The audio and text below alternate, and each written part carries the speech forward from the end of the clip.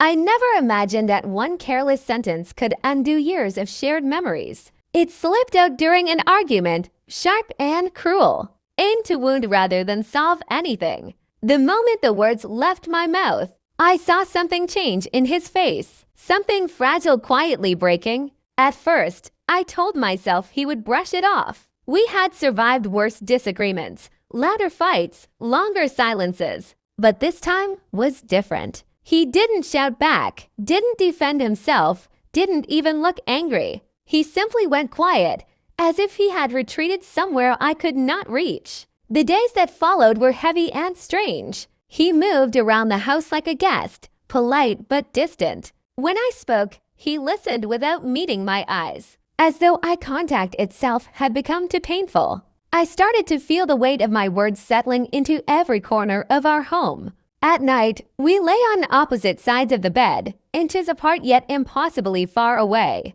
I wanted to apologize, but pride and fear tangled my thoughts. What if saying sorry wasn't enough? What if I had struck at something that could never heal? I replayed the argument again and again in my mind. I told myself I was angry, that I didn't mean it, that stress had pushed me too far. But deep down, I knew excuses didn't erase impact. I had questioned his worth in a way no one ever should. He stopped laughing at my jokes, stopped sharing small details about his day.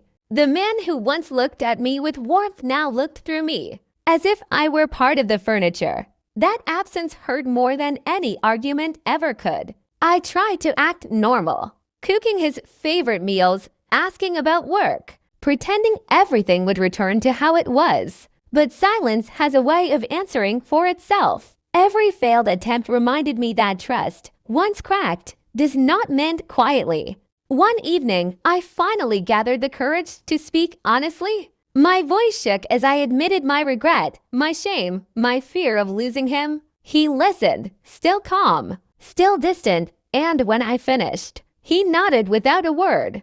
That nod haunted me more than anger would have. It told me he had heard me, but it didn't promise forgiveness. Some wounds, I realized, are acknowledged long before they are healed if they ever are. In the weeks that followed, I learned how powerful words can be when used as weapons. I learned that love does not make someone immune to humiliation. And I learned that remorse does not guarantee repair. I began to change, not to win him back, but because I could no longer live with who I had been in that moment. I spoke more carefully, listened more deeply, and faced the discomfort of my own cruelty. He still doesn't look at me the way he used to. Sometimes I catch a glimpse of the old softness, fleeting and uncertain. I hold on to those moments, knowing that whether he stays or leaves, this lesson will remain with me forever.